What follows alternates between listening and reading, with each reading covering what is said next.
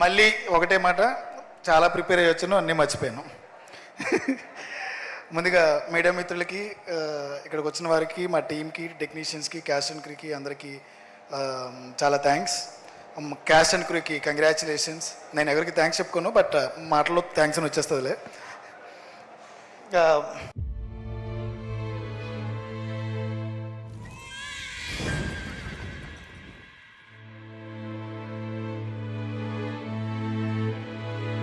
डर रहा है इंसान, मर रहा है इंसान,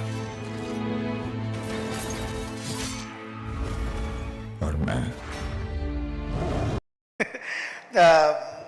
బట్ డెఫినెట్లీ దేవుణ్ణి ఒకటి కోరుకుంటాను. నేను ఎప్పుడు మేనిఫెస్ట్ చేస్తుంటాను, ఎప్పుడు మేనిఫెస్ట్ చేస్తూనే ఉన్నాను. నేను ఈ సినిమా అర్జున్ చెప్పినట్టు అర్జున్ నాతోనే ఉన్నాడు ఫస్ట్ నుంచి, సుభాష్ నాతోనే ఉన్నాడు, కేఆర్ నాతోనే ఉన్నాడు, మా తమ్ముడు నాతోనే ఉన్నాడు.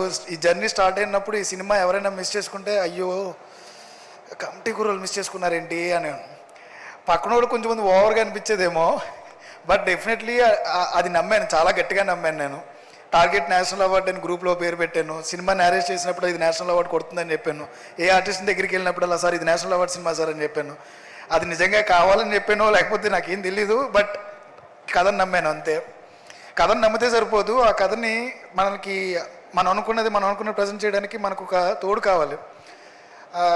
చాలా ప్రొడక్షన్స్లో నిజంగానే వర్క్ జరిగింది, చాలా తీద్దాం అనుకున్నారు, పాపం వాళ్ళు కూడా ప్రయత్నించారు. బట్ అన్ఫార్చునేట్లీ ధైర్యం సరిపోలేదు చాలామందికి. ఏంటంటే ఈ 11 మంది కాదు, దగ్గర 20 మంది ఆర్టిస్టులని, కొత్త వాళ్ళని తీసుకురావాలి, టెక్నీషియన్స్ కొత్త వాళ్ళని తీసుకురావాలి, లేదంటే బడ్జెట్ సరిపోదు. ₹1 కోటి 2 కోట్లనో 3 కోట్లనో అయ్యే సినిమా కాదు. దానికి ముందు కొన్ని పాస్ట్ రిజల్ట్స్ ఏమన్నా చూస్తే పెళ్లి చూపుల సినిమాకి ₹1 కోటి ఖర్చు పెట్టారు, కంచరపాలెం ₹1 కోటి ఖర్చు పెట్టారు. అప్పుడే వచ్చిన అర్జున్ రెడ్డికి 3-3.5 కోట్లు ఖర్చు పెట్టారు. అదే కొత్త వాళ్ళతో చేసిన హైయెస్ట్ బడ్జెట్స్ తెలుగు సినిమాలో.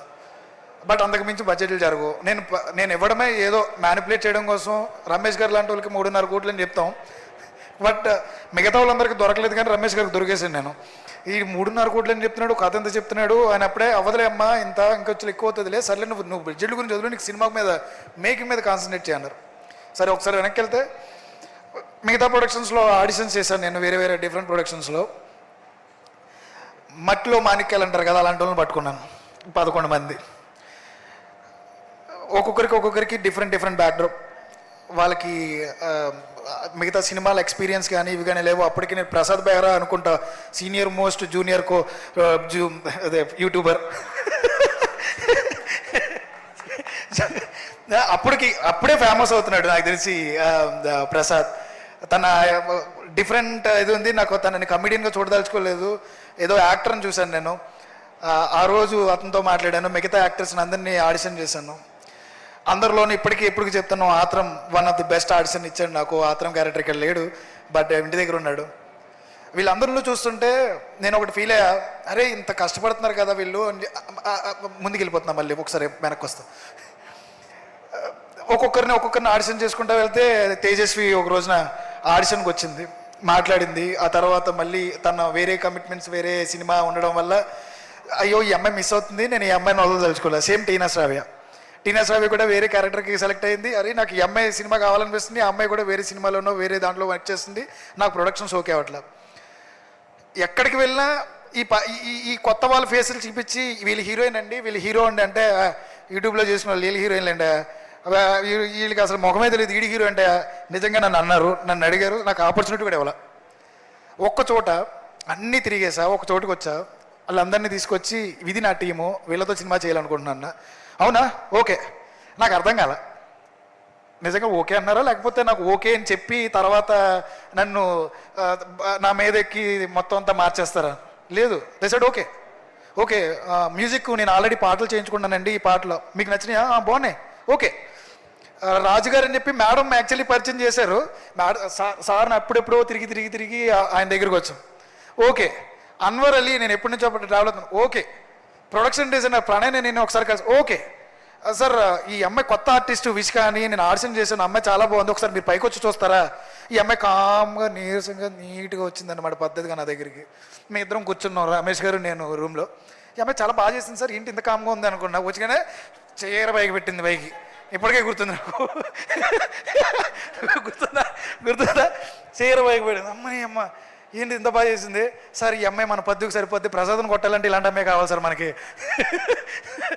ఓకే, రాజా గురించి చాలా వెతికం. ఒక అమ్మాయి కావాలి, చాలా న్యాచురల్గా కావాలి, కొంచెం డిఫరెంట్గా ఉండాలి.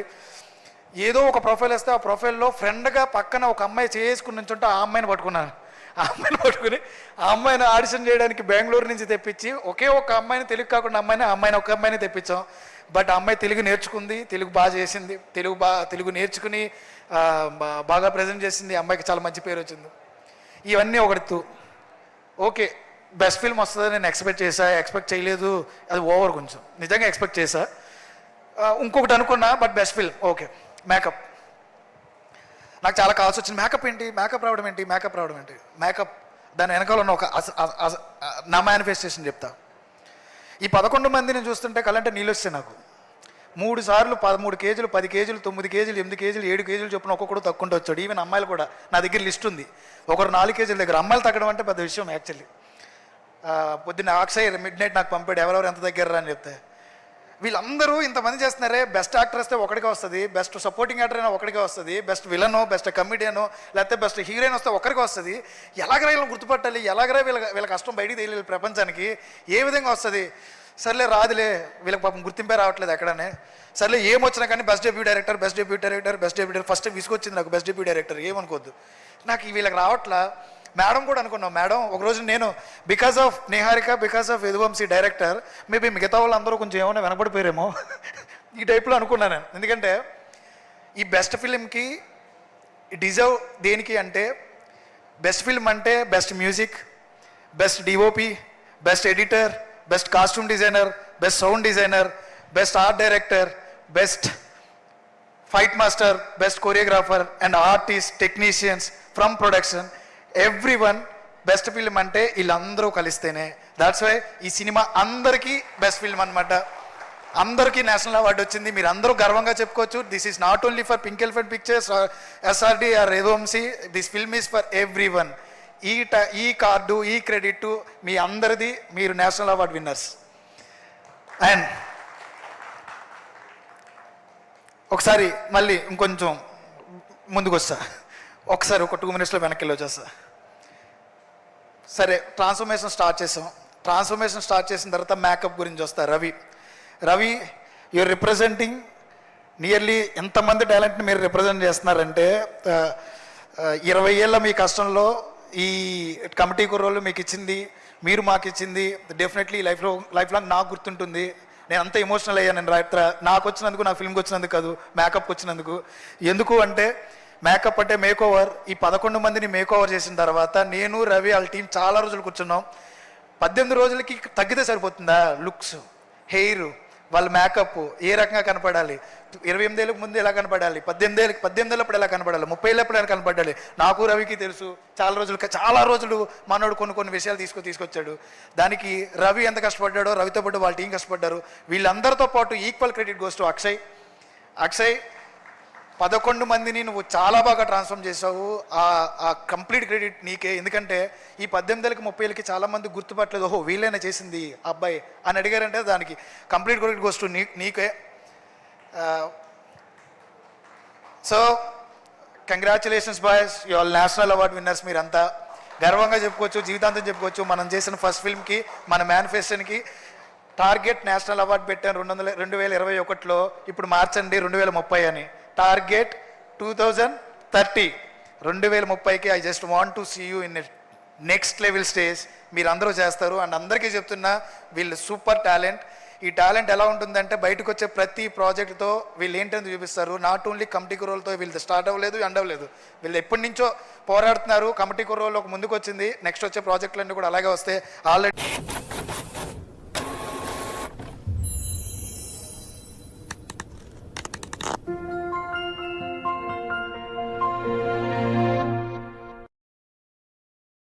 చేస్తున్నారు. Thank you so much. Committee కుర్రోళ్ళు నాతో పాటు నాకు ఒక ఫ్యామిలీ, పెద్ద ఫ్యామిలీని వచ్చింది. 4 ఏళ్ళు బీటెక్ కాలేజ్ చదివినట్టే, డిగ్రీ కాలేజ్ చదివినట్టే మీతోనే ఉన్నాను. మీరు తప్పితే ప్రపంచం తెలియదు నాకు. ఇప్పుడు బయటికి వెళ్తున్నా కానీ మళ్ళీ మీరే కావాలి నాకు. ఇంకా రమేష్ గారు, సంవత్సరం తర్వాత నిజంగానే నేను బయట తిరిగి రెండోసారి వెనక్కి వచ్చా. ఎందుకో చెప్పనా, నాట్ బికాస్ ఆఫ్ నిహారిక గారు, సారీ మేడం, నిహారిక గారి గురించి కాదు, రమేష్ గారి గురించి వెనక్కి వస్తాను నేను.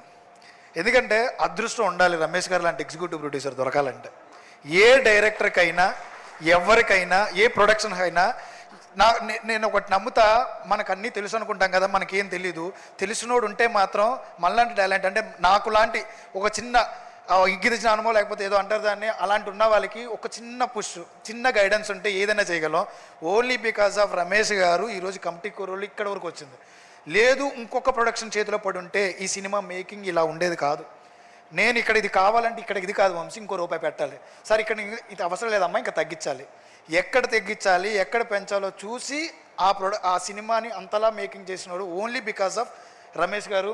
Thank you so much sir, thank you so much sir. మీరు లేకపోతే నిజంగా కమిటీ కుర్రలేదు. అండ్ ఐఎమ్ ష్యూర్ బరీ ఆల్సో ఆయన గైడెన్స్లోనే వెళ్తున్నాం మేము. ఆయన చాలా మంచి గైడెన్స్ ఇస్తున్నారు, ఏ విధంగా చేయాలి, ఏ విధంగా వర్కౌట్ అవుద్దని. ఆ గైడెన్స్ నిజంగా నాకు చాలా ఉపయోగపడుతుంది. తర్వాత thank you so much sir. Phani అన్న, దీపక్ కల్పించాడు నాకు. Deepak, I miss you Deepak. ఇండివిజువల్గా 11 మంది గురించి మనం తర్వాత మాట్లాడుకుందాం. ఇక్కడ చాలాసార్లు మాట్లాడాను. Okay, I love you all, అంతకుమించి ఏం లేదు. అమ్మాయిలు కూడా ఐ లవ్ యూ ఆల్. మన ఫనీ అన్న బడ్జెట్ ఇంకొక ₹1 పెరుగుతుందన్న. అవునా తమ్ముడు, సరే చేసేద్దాం. రమేష్ గారి దగ్గరికి వెళ్దా. రమేష్ గారు ఆయన అలాగే అంటాడు, సరిగ్గా మాట్లాడుకో నువ్వు వెళ్ళి. అన్న ఫనీ అన్న, అరే తమ్ముడు నువ్వు వీటి గురించి మాట్లాడుకోవచ్చు, మేము అవే మాట్లాడుకుంటాం, నువ్వు ఇల్లు నీకేం కావాలంటే. ఇలాంటి ప్రొడ్యూసర్ కూడా నిజంగా చాలా అదృష్టం అండి. ఆయన ఏమీ ఆలోచించలేదు, ఇద్దరు నమ్మాడు. ఒకటి నన్ను, మొట్టమొదటిగా నమ్మింది నిహారిక గారిని. ఆ నమ్మకమే ఈరోజు మమ్మల్ని ఎక్కడి వరకు తీసుకొచ్చింది. థ్యాంక్ యూ సో మచ్ అన్న ఫర్ యువర్ ట్రస్ట్. అండ్ ఈ రోజున ఈ సినిమా ఈ లెవెల్లోకి వెళ్ళడానికి మీ బ్యాక్ అండ్ సపోర్ట్, మీ పుష్, మీ వర్డ్స్, ఎవ్రీథింగ్, మీ మోటివేషన్ అన్నీ కూడా కంపల్సరీగా నాకు చాలా ఉపయోగపడి, లైఫ్లో కూడా చాలా బాగా ఉపయోగపడతాయి మీ వర్డ్స్ అన్నీ నాకు. థ్యాంక్ యూ సో మచ్ అన్న. And finally my boss, my sister. నేను ఇప్పుడు చెప్తా, పింక్ ఎలిఫెంట్ పిక్చర్స్ మనందరూ పుట్టినిల్లు. ఆవిడ గురించి ఎంత చెప్పినా తక్కువేనండి. ఈరోజు కూడా నన్ను అడిగారు, అసలు మీకు అసలు ఏ ఎక్స్పీరియన్స్ లేకుండా ఒక ఎవరు నిన్ను ఎందుకు నమ్మారు. అన్ఫార్చునేట్లీ ఇక్కడికి వచ్చిన తర్వాత సార్ నేను ఎందుకు పంపాను మిమ్మల్ని అంటుంది ఈవిడ నన్ను. నేనేం చెప్పాలండి, నాకేం తెలుసు అంటే మాకు తెలీదు నిజంగా ఎందుకు నమ్మం ఒకరినొకరు అనేది మాకు తెలీదు. మాలో మీరు ఏదో చూసాం, వీడి దగ్గర టాలెంట్ ఉందని ఆవిడ నమ్మారు. అంకిత్ చెప్పాడనో, దీపక్ చెప్పాడనో, ఫణి గారు చెప్పారనో, లేకపోతే రమేష్ గారు చెప్పారని కాదు, ఆవిడ నాతో ఒకసారి మాట్లాడింది. 4 రోజులు షూట్ అయిన తర్వాత నా దగ్గరికి వచ్చి, ఇంకా 27 రోజులు షూట్ ఉందా, చూసేసండి నేను చూద్దామంది. ఫస్ట్ హాఫ్ చూపించా, మేడం ఏదన్నా కట్ చేయాలా, అవసరం లేదు చాలా బాగుంది కదా ఇంకెందుకు కట్ చేయడం, 1 hour 25 minutes 26 minutes తీసాను మేడం. ఏం పర్లేదు సార్, నాకు ఎందుకో నేను ఎక్కడ బోర్ కొట్టలేదు, వితౌట్ మ్యూజిక్ చూపించాను మేడం. ఎందుకు ఎక్కువ ఆలోచిస్తున్నారు, వెళ్ళి సెకండ్ హాఫ్ మీద పని చేసుకోండి, ఇంతకన్నా ఏం కావాలా. రేపొద్దున రిలీజ్. ఈ రోజున అంత ఈజీగా రాలేదు నాకైతే ఏది ఈజీగా రాలేదు. ఈ 30 ఏళ్ళలో సర్లే వయసు దాచుకుందాం, 28 ఏళ్ళలో ఏది ఈజీగా రాలేదు. రేపొద్దున రిలీజ్. ఓటీటీ ఏది కొనలేదు మనది, అందరికీ ఎవరికి తెలియదు అనుకుంటా. ఓటీటీ ఏది కొనలేదు. నియర్లీ 9 crores ఉంది మన మీద. పోతే మంది ఒక 2 ఏళ్ళ జీవితం, 9 కోట్ల డబ్బు అక్కడ. మళ్ళీ వెనక్కి రాగలరా, నిజంగా నమ్మగలరా ఎవరైనా? ఏం చేయాలో అర్థం కావట్లా. డిస్ట్రిబ్యూటర్స్ దగ్గర గురించి కూడా నాకు తెలిసి అంత పాజిటివ్గా లేదు, ఎందుకంటే నెగిటివ్ టాక్ ఉంది. ఎవరికీ తెలియదు నెగిటివ్ టాక్ లేదు. ఆ సినిమాలో అది బాగాలేదంటే ఇది బాగాలేదంటే 10 నిమిషాలు కట్ చేయాలంటే 5 నిమిషాలు కట్ చేయాలంట. జస్ట్ పక్కలంగా ముందు అంది, ఏం కట్ చేయక్కర్లేదు, నా సినిమా మీద నాకు నమ్మకం ఉందని చెప్పింది. ఇప్పుడు బయటకు వస్తాం, రోడ్డు మీద వాక్ చేస్తున్నాం, సార్ డబ్బులు పెట్టిన వాళ్ళకి ఏం సమాధానం చెప్పాలని మాత్రం ఆలోచిస్తున్నాను సార్ నేను. అంది నాతో. మీరేం ఆలోచిస్తున్నారంటే, మేడం 9 కోట్లు పెట్టించాము, ఈ బరువుకు అయిపోయింది, భయం వేస్తుంది, ఒకవేళ ఇదేమన్నా ఫెయిల్ అయితే మన కమిటీ కుర్రోళ్ళ సినిమా ఇంకెవరైనా డైరెక్టర్ వెళ్ళి ఇంత బడ్జెట్ అవుతుందండి ఒక సినిమా కంటే ఎవరైనా నమ్ముతారా? నమ్మరు సార్. ఎలాగైనా హిట్ అవ్వాలి మన సినిమా, ఎలాగైనా హిట్ అవ్వాలి మేడం, ఎలాగైనా హిట్ అవ్వాలి మేడం. హిట్ అవ్వకపోతే అందరి కెరీర్లు, లేకపోతే ఏం జరుగుద్ది నెక్స్ట్ ఫ్యూచర్ జనరేషన్లో ఎవరైనా వచ్చేవాళ్ళు ఎవరైనా కమిటీ కుర్రోళ్ళలా కానీ చూసి చెప్పారని. ఇమీడియట్గా నాకు కాల్ వచ్చింది 35 ప్రొడ్యూసర్ సృజన్ నుంచి. సినిమా రిలీజ్ అయిన తర్వాత నాకు హోప్ ఇచ్చావు వంశీ, 35 సినిమా రిలీజ్ చేయడానికి. బయట ఎవరు మార్కెట్లో సినిమాలు చూడట్లా, థియేటర్ రావట్లేదు అన్నారు, నీ సినిమా చూసిన నాకు హోప్ ఇచ్చావు అన్నాడు సృజన్. అంత హోప్ ఇచ్చడానికి ఒకే ఒక ధైర్యం, ఒక్క రూపాయి కూడా బిజినెస్ జరగల. 9 కోట్లు భుజాన్ని పెట్టుకుని నెత్తి మీద పెట్టుకుని రిలీజ్ చేసింది. ఇంతకు మించిన ధైర్యవంతులు ఎవరైనా చూడగలమా? ఫస్ట్ సినిమా, చిన్న అమ్మాయి, థియేటర్స్ దొరకట్లా, ఓటీటీ కొనట్లా, వాళ్ళకి ఇచ్చేది ₹2 ఇస్తానంటున్నారు. ఏమీ ఆలోచించాల. నా సినిమా మీద, నా కంటెంట్ మీద, నా పీపుల్ మీద నమ్మకం పెట్టుకున్న ఆ నమ్మకం ఆ రోజున ఎప్పుడు అడిగేయకుండా సరే అమ్మేద్దాం, 2-3 వస్తుందో అనుకోలా, భుజాల మీద వేసుకుంది. ఈరోజు ఎక్కడ నిలబెట్టిందంటే అదిగో బెస్ట్ తెలుగు ఫిల్మ్ కమిటీ కుర్రోళ్ళు, బెస్ట్ డెబ్యూ డైరెక్టర్ ఇఫీ గోవాలో బెస్ట్ డెబ్యూ డైరెక్టర్గా నామినేట్ అయ్యా, best debut director Filmfare, state Gaddar. అసలు వాటి నాటి ఏం రాలేదు నాకు, అది మాత్రం మాడుకుంది, ఏం రాలేదు నాకు. ఇది ఈ లైఫ్ ఇచ్చింది నిజంగా మా నెహర్ గారు. మీరే మీడియా ముందు ఏడవకూడదు అంతే, మీడియా ముందు ఏడవకూడదు. డెఫినెట్లీ బయటికి లోపలికి వెళ్ళి ఇక్కడ నుంచి కూడా అరవలేను, ఫేక్గా అరవలేను, లేకపోతే ఇంకోటి చేయలేను. కామ్గా పక్కెళ్ళి నేను కూర్చొని ఏడుస్తా, అది మాత్రమే నాకు తెలుసు. ఏ ఎమోషన్ బయట పెట్టలేను, జస్ట్ నవ్వుతూ ఉంటాం. ఈరోజు చాలా ఆనందంగా ఉంది నాకు. మా వాళ్ళందరూ చాలా సినిమాలు చేస్తున్నారని చెప్తున్నారు. మాకు తెలుసు వీళ్ళందరూ ఎంత కష్టపడ్డారో. ₹10 ర్యాపిడోకి, ₹20 ర్యాపిడోకి లేక బైకుల మీద లిఫ్ట్ అడిగి వచ్చాడు మా బ్రిటిష్ గాడు, నాకు అసిస్టెంట్ ఇచ్చాడన్నా అన్నాడు. చాలా నాకు అది. రేపొద్దున షూట్ అనగా వాళ్ళ మదర్ చనిపోయారు తేజస్వికి. ఆ రోజున షూట్ గురించి ఏం ఆలోచించకుండా ఇంకెవరో ఆర్టిస్టులు కాంబినేషన్ లేదంటే తర్వాత రోజున క్రిమేషన్ అయిన తర్వాత రోజున వెంటనే మార్నింగ్ వస్తుంది. నువ్వు చాలా పెద్ద ప్లేస్ ఉంటుంది Teju. Each and every person, Vishika చాలా కష్టపడ్డావు నువ్వు. ఏదో ఒక చోట నాకు చిన్న బాధ ఉంది, కమిటీ కుర్రోలు నీకేమి ఇవ్వలేదేమో అన్న ఫీలింగ్ ఎప్పుడు ఎందుకు ఉంటుంది నాకు. ఎందుకు చాలా సీన్లు కట్ చేశానని ఫీల్ అవుతూ ఉంటాను, ఎందుకు మీడియా ముందు చెప్తున్నాను నేను. బట్ డెఫినెట్లీ వన్ డే మళ్ళీ నేను సినిమా చేస్తాను, నీతో రోజును పిలుస్తా. మిగతా వాళ్ళందరికీ పక్కన పెడితే మన రైటర్ సుభాష్ నాతోనే ఉన్నాడు, 2 సినిమాలు చేస్తున్నాడు. నాకు తెలిసి నా ఫ్యూచర్ మొత్తం కూడా సుభాష్ రాస్తూనే ఉంటాడు.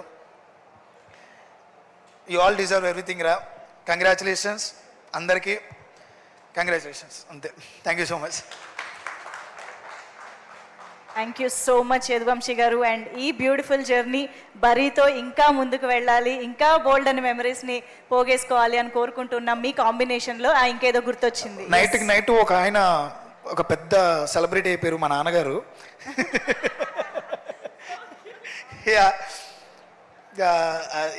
It was really very emotional moment. మా నాన్నగారు నా దగ్గరికి వచ్చి, నా కొడుకు నేషనల్ అవార్డు గ్రహీత అనడం. ఇప్పుడు చాలామంది కాల్స్ చేశారు నాకు. అది నిజంగా మా నాన్నగారు ఒక లారీ డ్రైవర్, ఆ డబ్బులతోనే మమ్మల్ని పెంచారు. ఆ తర్వాత నేను ఇంకొక డబ్బుల మీద ఆధారపడి బతికాను. మా తమ్ముడు శంకర్ 10 ఏళ్ళు దగ్గర నన్ను వాడే పెంచాడు. నేను జాబ్ మానేసిన తర్వాత సినిమాలోకి వెళ్తానంటే వాళ్ళిద్దరు